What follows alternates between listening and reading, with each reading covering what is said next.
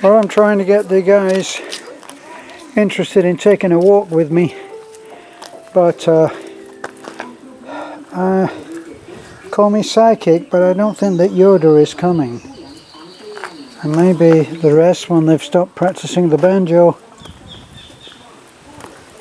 Come on in, Bogey, let's go. Come on, Tiger, let's go.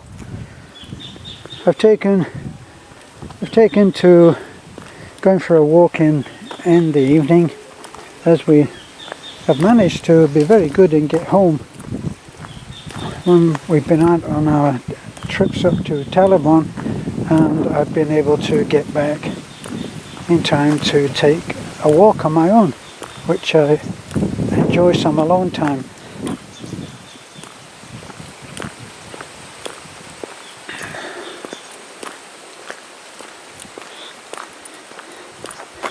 Look at that for a view, starting my walk. I love it.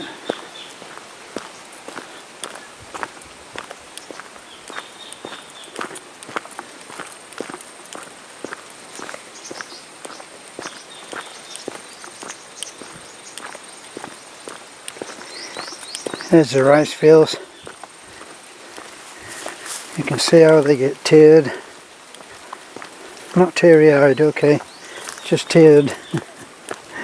As in T-I-E-R. Never get my walk done if I start taking detours like this. But look, they go off on those two tangents. And actually they go that way too, so it's three. And of course they thread in between the low points of the hills.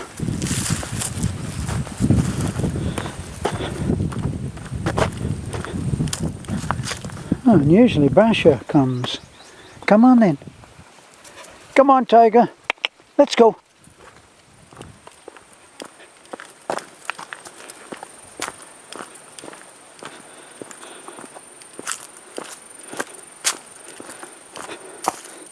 Boy, now this hill is steep. You really have to lean back when you're walking down.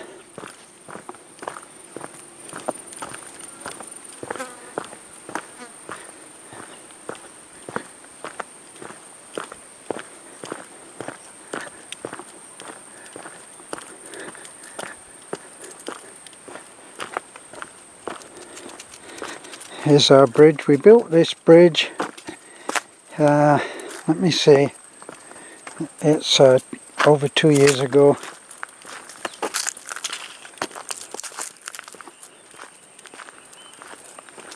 And in order to be able to get it up to that level, we had to build it quite high. It used to be, when I first arrived, it used to be that that was it. That was the creek. And you can see those stones there. There used to be stones going across the middle here. And of course we extended it so that the actual bridge itself is something like 25 feet long. When we did the road, we came in and we admitted defeat on this rise now. We could never get it up the hill, so we ended up making this short strip of roadway.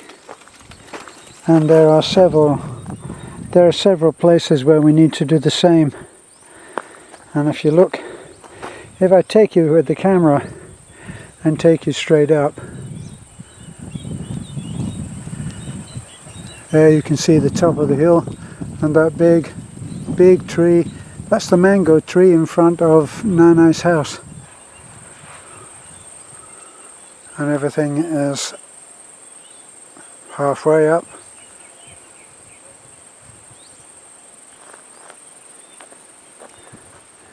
Here's some planting that Julio has been doing.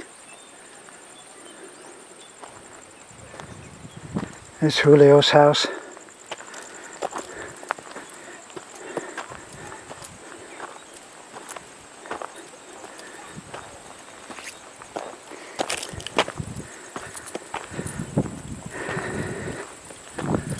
course, the only thing about going for a walk at this time is that you're heading out almost west pretty well, because the sun is going down there. When I was in California, I knew a lady. I knew an elderly lady that used to go into work every day, and she always headed out east into the rising sun, and the road took her right into the sun, and when she was coming home it took her right into the setting sun. I said, if you ever change your job, what would you like to do? She said, I would like it so that I didn't go to work in the east and come home in the west. I would like to go to work in the west and come home in the east.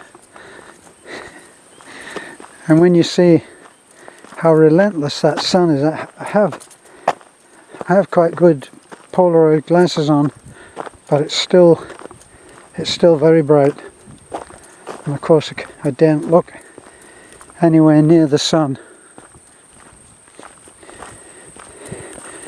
Now, just recently, in the last week or so, we went into the city engineer and we put the money down for them to come and grade the road. When we had the road graded last year, the driver then said, you know, you have to do this every year. So our friend the shepherd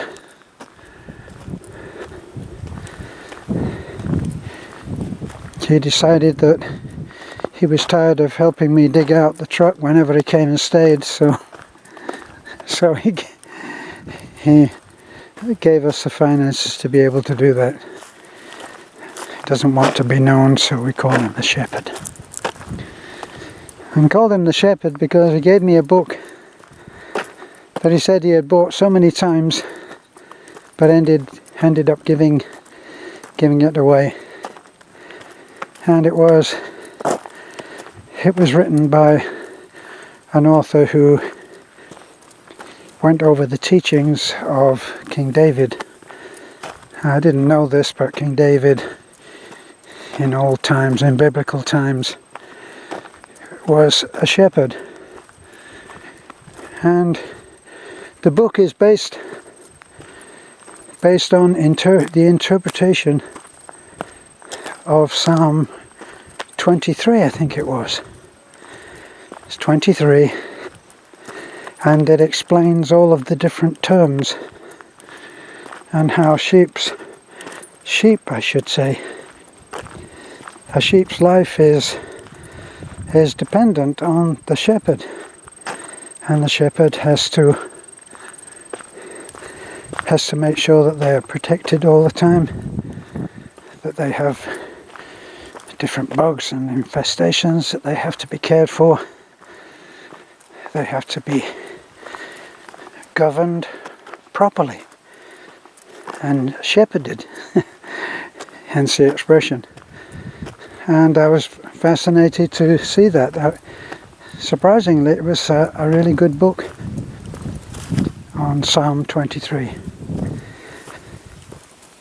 So we call our friend the shepherd. Now we will reach a place soon where we won't be going into the sun. We'll be turning right and going over that way. So it will give us a break.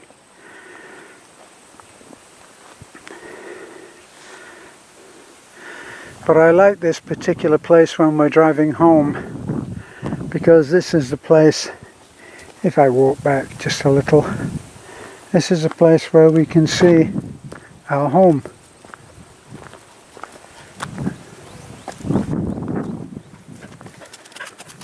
Now forgive me if I don't get you perfectly centered, because see, the sun is so bright that I can't actually see very much but a dark line which shows me what the horizon is on the viewfinder. See, but you can see there, you can see the house being built by James and Jessica. But above that you can see the old mango tree, and that's the little place where we live. And all of this surrounding area I love very much. This road used to just be a path. It was only a path, and it was the skinniest thing that you've ever seen. And this is part of that old road. In some places it was a little wider, as it is here, but tricky. And you can see there's a path that's going up there that goes up to another house that's up there. And there's the old path there. That was it. And when we first arrived, there was no road from where I'm going to point out, where it branches off from the main road. No, not the main road, not the city road, of course, but the actual dirt track that we call a road down to the national highway. And I think I've been abandoned by the dogs.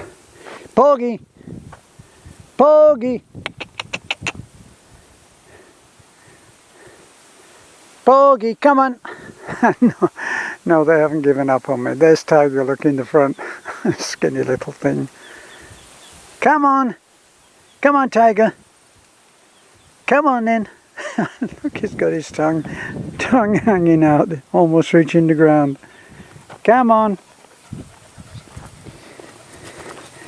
Actually, I know quite a few subs will be saying, Terence, you should have water with you, something to give the dogs, and yes, you're right. And no, I don't.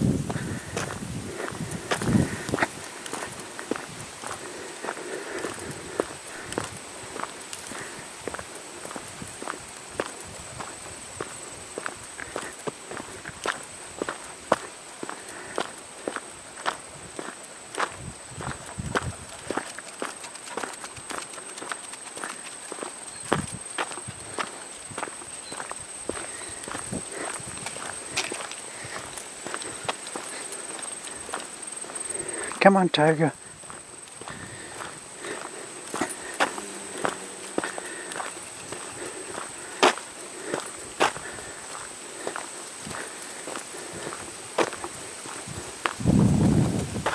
Now, a lot of this has all been burned in the last week, and yet look now, it's already looking green. A lot of burning here.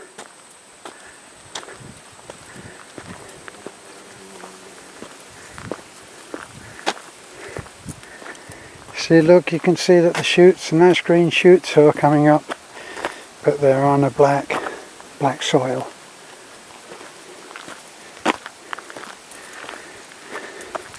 Now we're twisting around into the sun again.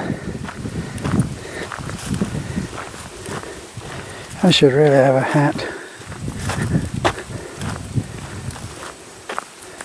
Oh, there's a perfect example. Look, all of this was burned off. And now look, see all the green shoots coming up.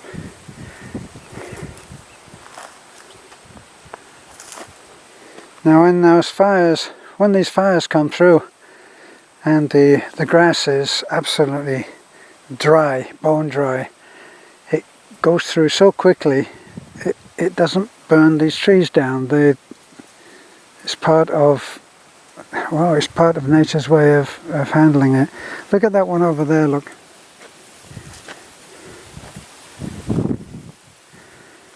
Now, as I always say, these trees are not husbanded anymore, and so what happens is that when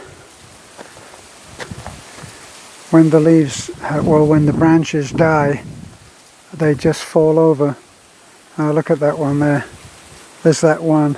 and there's another one that is down here, and they've all collapsed around the tree. Kinda looks like a ball gown for the Wicked Witch in Wizard of Oz, doesn't it?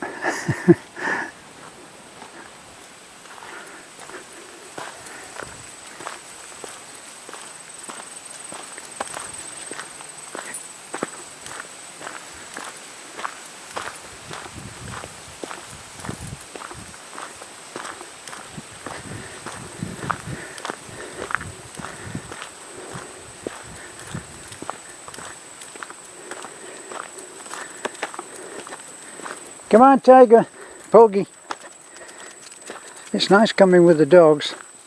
Usually 3 or 4 or maybe 5 will come with me, but they only use me. I'm the hub in the wheel, I'm the hub at the center, and they roam around and inspect. Now in Philippine folklore, this is a little people's house. Now you don't disrespect little people's houses, you don't talk badly about them within earshot of the house, and you certainly would never do anything to hurt that house or damage it. That's Philippine culture.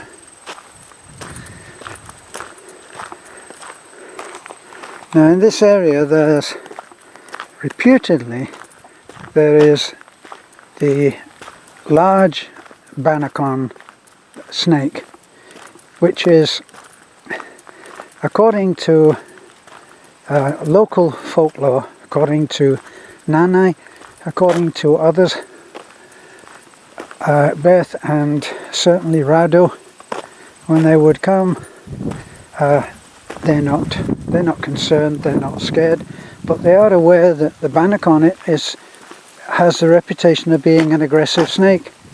And the last report that we heard of a large banacon was that 2 men were walking along this path and saw the snake, or should I say the snake saw them, and as they said, the banacon in this particular case is an aggressive snake, and it came after them. Whoops, I nearly just say it ran after them. But anyway, snakes can actually move pretty good, especially, well, the king cobra in India, where they reach great lengths. They can, for short spurts, they can travel very fast, and they can bring a victim down. Certainly bring a fast-moving animal down. Well, our banacon here, our aggressive banacon that will chase you, it will chase you and quite likely catch you, and then of course it's not exactly lovey-dovey. It's bad news for those who are caught. And what the 2 men did, they climbed a tree. Heaven knows where they found a tree that they could climb, certainly not that one. They climbed the tree, and what is supposed to work is that you take an article of clothing off. So, as you're making moves to get away from the snake, you pull off your t-shirt or shirt and you cast it down on the ground between you and the pursuing snake. The snake apparently takes that as you, and the chase is over. Now there's a close-up on what I was saying about a ball gown for a witch. Look how it looks like. A great flowery.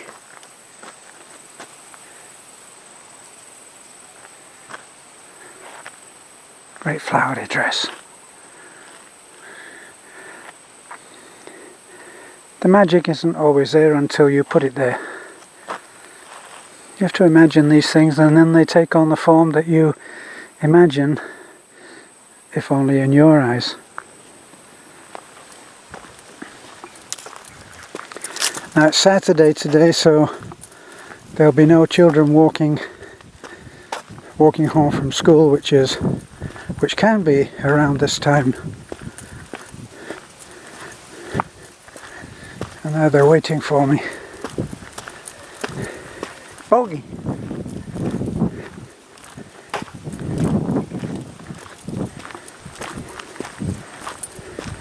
Now what I had before now, 2 or 3 of the little puppies like Tiger, they followed me and they stayed with me until they were no longer interested in staying with me, and then they just disappeared and went home. Lena had a tiger, what we call tiger. It's actually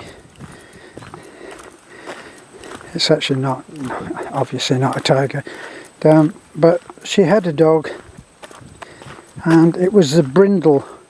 If you look at Tiger, he is a kind of a poor example of a brindle coat, in that mottled sort of brown black.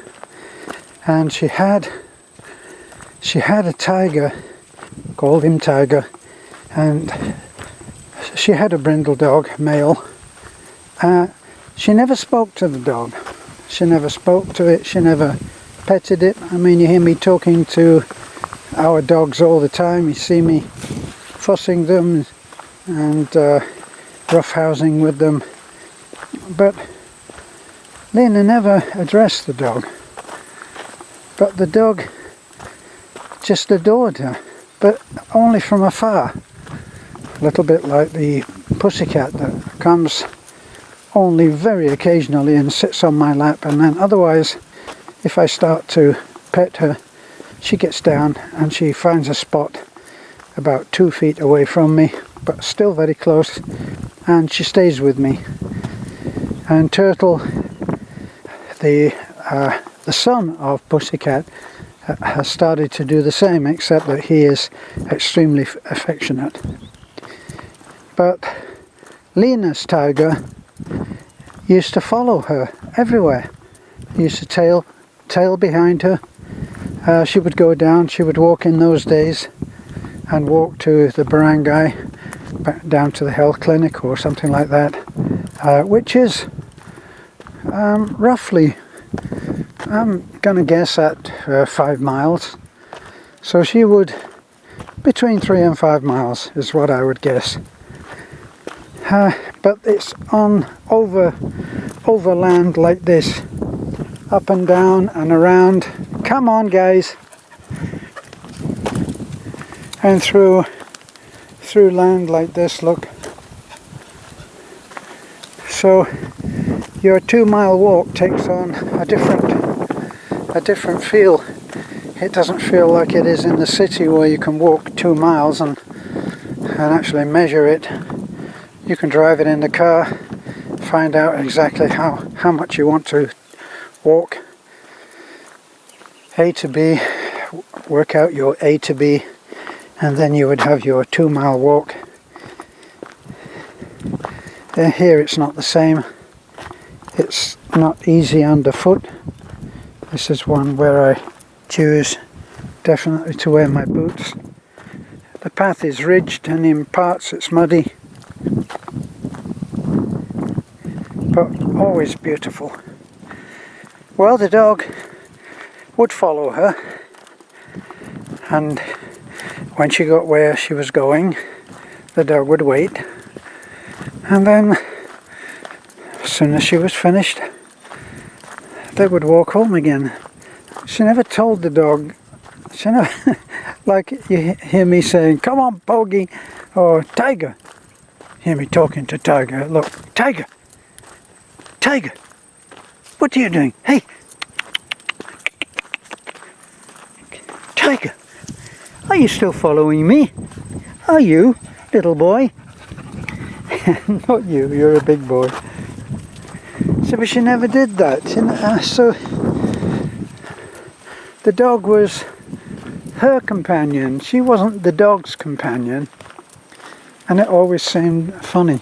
Now later, Tiger disappeared, and we thought, well, I didn't think, I just didn't know. I mean, he just disappeared, and that was as far as I went in my mind. He just wasn't here anymore. But Beth said, we think that somebody caught him and cooked him, so he was a meal for somebody. Later, another dog, which we called Brownie, and Brownie was a little bit like the warrior dog. He was battle scarred. He was a little squat, a bulky, a bull terrier type of dog, right? A little stocky, but not a tall dog, squat, and a little stocky build. Well, Brownie was a wonderful, friendly dog. He used to go when the impulse took him. He would follow Taliklik down to school.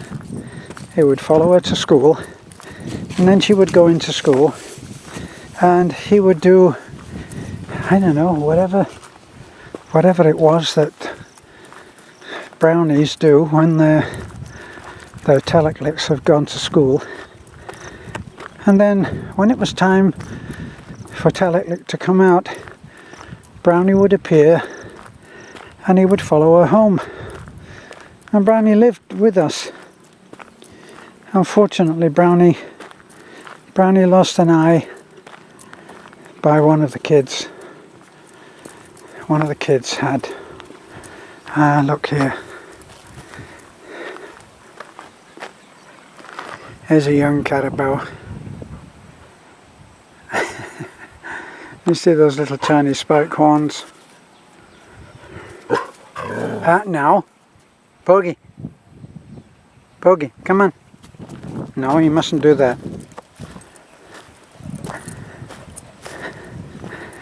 Okay. And somewhere Mama will be. Yeah, there's Mama. Mama under the tree, I think. Oh no, there. Okay. And she looks like she's going to come and say hello. We won't do that. Come on, Bogey.